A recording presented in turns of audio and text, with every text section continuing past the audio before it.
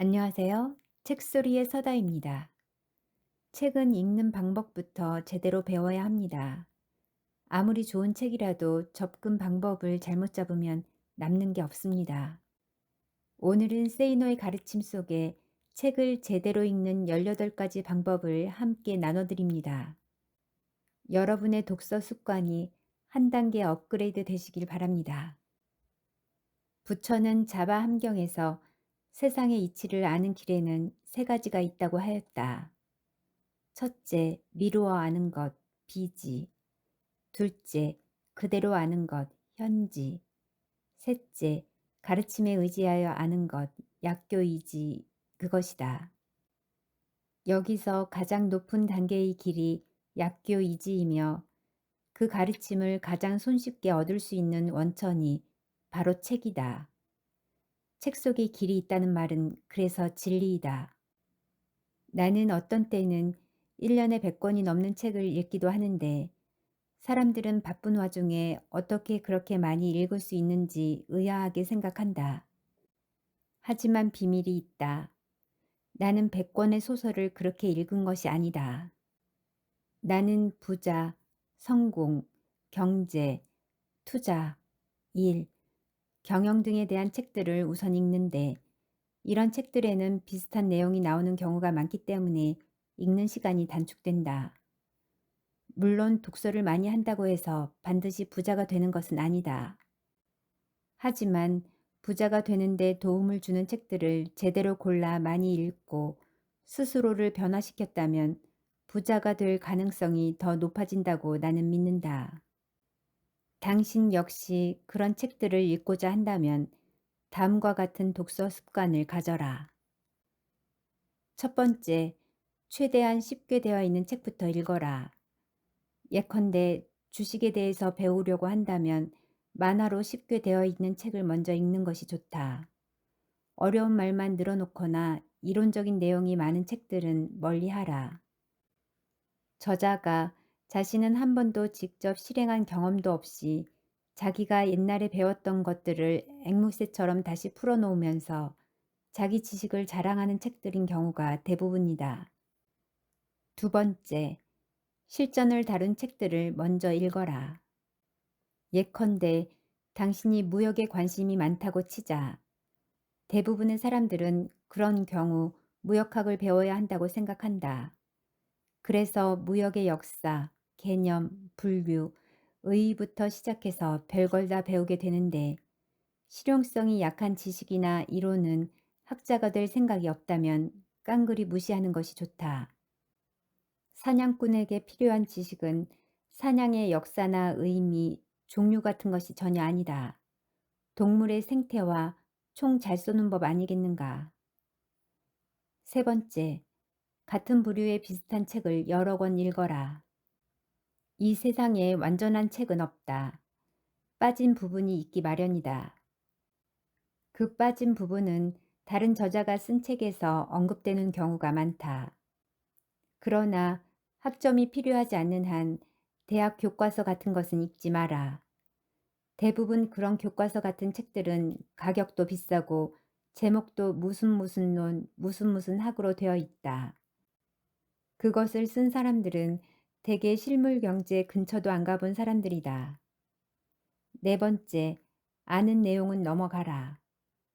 나는 웬만한 책들은 대단히 빨리 본다. 많은 부분이 이미 다른 책에서 보았기에 알고 있거나 실천해온 내용이기 때문이다.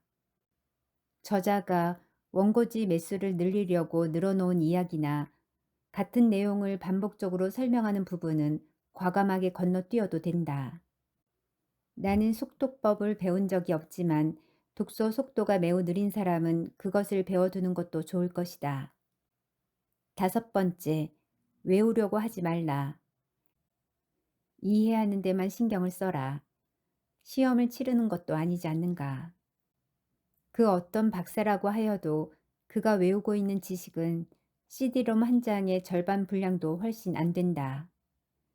암기가 되지 않는다고 걱정할 필요는 전혀 없다.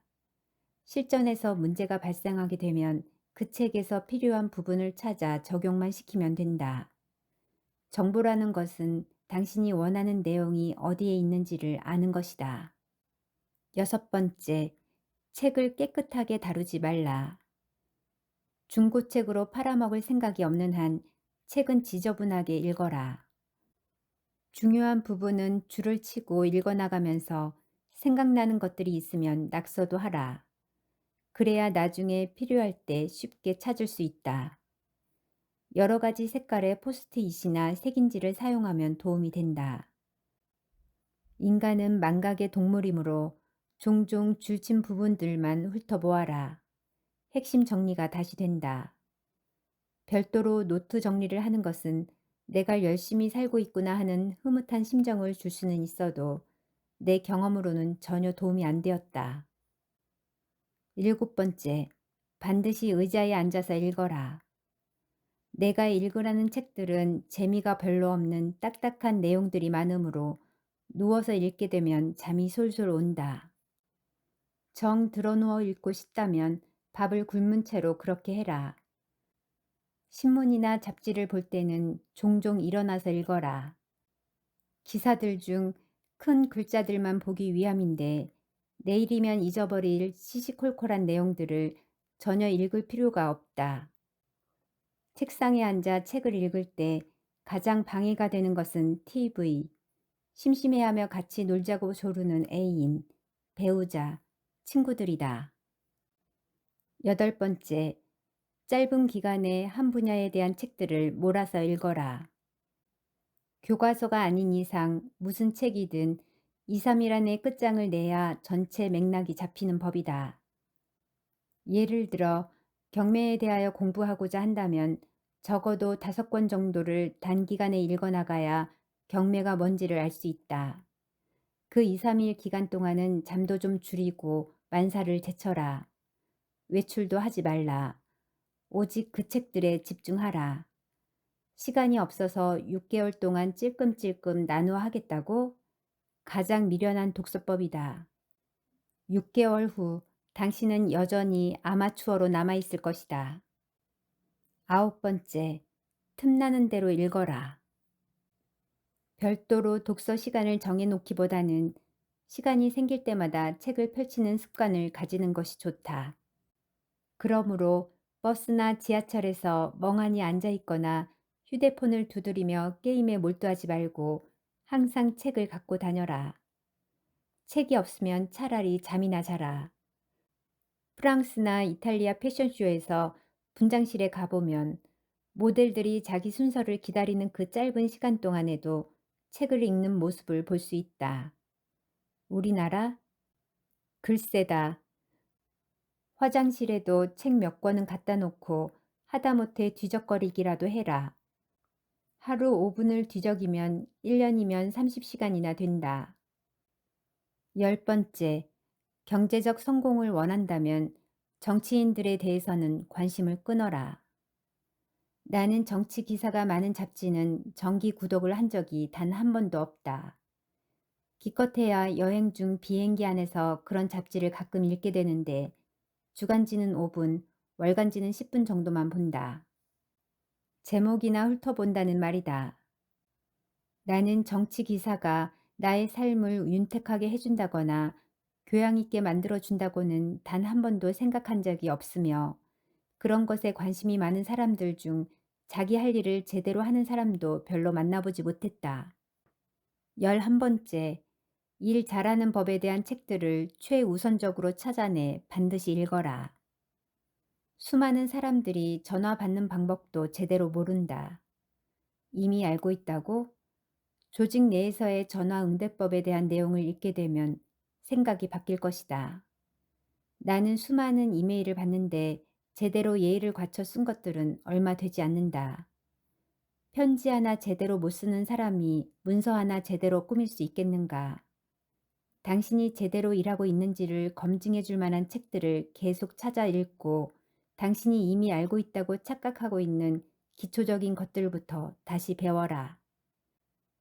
당신의 나이나 지위와 상관없이 당장 신입사원 길라잡이나 입사 1년 이내에 인류사원이 되자와 같은 책을 읽어라. 내가 책을 읽어온 이유는 내가 제대로 하고 있는지를 물어볼 만한 사부가 주변에 없었기 때문이다. 12번째, 고전을 너무 믿지는 말라. 옛것을 무시하라는 말이 아니다. 효율을 중시하라는 말이다. 삼국지를 읽는 시간이면 다른 실용적인 책 10권을 더 볼 수 있다. 게다가 옛날 이야기들은 현실 적용이 상당히 어렵다. 동양 고전들을 억지로 현대의 상황에 끌어다가 이야기하는 책들이 많은데 내 경험으로는 연설을 할 때 인용할 만한 재료는 나오지만 정작 실전에서 큰 도움이 안 되었다. 실용성 있는 현대적 내용들에 관심을 가져라. 13번째, 청소년이 아니라면 역사 속 인물들의 유인전은 나중에 봐라. 성공한 사람들의 자서전 같은 것도 나는 나중에 읽으라고 한다. 왜 그럴까? 위인들의 상황이 당신과 다르기 때문이다. 감동을 받을 수는 있겠지만 그 감동은 한 달도 못 가며 실전에서 써먹을 기회가 별로 없다. 누구누구라면 어떻게 하였을까라는 식의 책들 역시 대부분 숭고한 이상들만 나열하고 있기에 별로 도움을 못 받는다.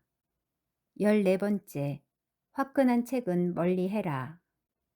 어느 대학교 도서관이건 막론하고 도서 대출 10위권에서 절대 다수는 판타지 소설이거나 무협지가 차지하고 있는데 이런 책은 당신이 그런 책을 쓰는 유명 작가를 꿈꾸거나 게임 스토리 작가가 아닌 이상 세상을 살아가는데 별 도움을 주지 않는다. 직원을 면접할 때 그런 책들에 대해서 넌지시 물어보고 그쪽 분야의 독서 경험이 많으면 모조리 탈락시킨다. 정작 자기가 해야 할 것들은 등한시하였음이 뻔하기 때문이다. 그런 책들이 상상력을 증대시켜 준다고? 아니다. 중고생이 아니라면 망상력만 늘려준다. 15번째, 서평을 읽을 때 주의하라. 서평에는 대학생 포함 애들이 한 서평, 일반 성인들이 한 서평, 전문가가 한 서평, 기자가 한 서평, 경험자가 한 서평 등이 있다. 인터넷 서점의 서평란에서 경영에 대하여 아무것도 직접 경험한 바 없는 대학생들과 일반인들이 어떤 경영 서적에 대하여 왈가왈부하는 것을 보고 나는 실소를 금치 못한 적도 많다. 신문을 통해 접하게 되는 기자들의 서평은 주로 인문계 서적들에서 진가를 발휘한다. 돈에 대한 책들은 오직 부자들만이 정확히 그 가치를 평가할 수 있으며 경영이나 사업에 대한 책들 역시 경영자들과 사업가들만이 그 가치를 평할 수 있다. 그들만이 경험 당사자들이기 때문이다. 하지만 아쉽게도 부자들과 경영자들 그리고 사업가들은 자기 일이 바쁘다 보니까 귀찮아서 혹은 필요성을 느끼지 않기 때문에 입을 다물고 있음도 기억하라. 나 자신만 하더라도 귀찮아서 인터넷에 서평을 올린 적이 단 한 번도 없다. 16번째, 출판사의 농간에 속지 말라. 수많은 출판사에서 어떻게 해서든지 책을 많이 팔려고 별짓을 다 한다. 먼저 제목을 엉뚱하게 붙여놓고 제목으로 독자들을 현혹시키기도 한다. 때문에 번역서라면 반드시 원어 제목부터 확인하라. 번역자가 유명인일 경우 그 사람 이름만 빌린 것일 수도 있다. 추천사는 책 내용하고 상관없이 돈 주고 얻는 수도 있고 출판사와는 아는 처지여서 좋게 써주는 경우도 있으므로 절대적으로 신뢰할 만한 것은 못 된다. 국내 저술인인 경우에는 전문 편집자들이 그럴듯하게 포장하여 내놓는 알맹이 없는 책들도 적지 않다. 저자로 표기된 사람이 직접 쓴 것이 아니라 대필 작가나 윤문 작가가 손을 많이 본 책들도 많다. 결국 쓰레기 같은 책들도 읽어나가면서 독자 스스로 안목을 높이는 수밖에 없다. 17번째, 자주 책방에 들러라. 읽고 싶은 책이 나타나면 읽을 시간이 당장은 없어도 우선은 구입하라. 한국에서는 책이 몇만 권만 팔려 나가도 베스트셀러 축에 들어간다. 그러나 지독히도 책을 안 읽는 풍토 때문에 수많은 좋은 책들이 초판 3,000부도 안 팔린 상태에서 사라져 간다. 자, 당신이 그렇게 사라지게 될 책의 3,000권 중 한 권을 입수하여 읽었다고 치자. 그 사실이 무엇을 의미하는지 아는가? 대한민국 4,700만 인구 중 3,000명 가운데 한 명이 되었다는 것이며 나머지 4,690만 7천 명과는 차별화되었다는 말이다. 차별화는 경제 게임에서 최고의 선취점을 얻는 무기임을 명심하라. 18번째. 때로는 돈 버는 데 도움이 전혀 안 되는 책들도 읽어라. 시집도 읽고 소설도 읽어라. 그래야 삶을 통찰하는 눈이 깊어진다. 인생은 돈만으로 살아갈 수 있는 것이 아니지 않는가. 책을 읽는 목적은 지식을 배양하고 생각의 폭과 깊이를 넓히는 데 있다. 하지만 음모론에 빠진 사람들이 계속 비슷한 것만 찾아다니면서 자신의 판단이 옳았음을 확증받고 싶어 하는 것처럼 자신의 생각과 다른 책들은 거들떠보지 않는다면 생각의 폭과 깊이는 결코 넓어지지도 깊어지지도 않을 것이다. 자신의 생각과 반대되는 책들도 찾아서 읽어라. 내가 균형 잡힌 판단력을 갖기 위해 한겨레와 조중동을 같이 읽는 것처럼 말이다. 책 읽는 방법 하나만 바꿔도 여러분의 삶과 생각이 완전히 달라질 수 있습니다. 오늘 배운 팁을 실천하면서 다음에 펼치는 책에서는 더 많은 지혜와 통찰을 얻어가시길 바랍니다. 감사합니다. 책소리의 서다였습니다.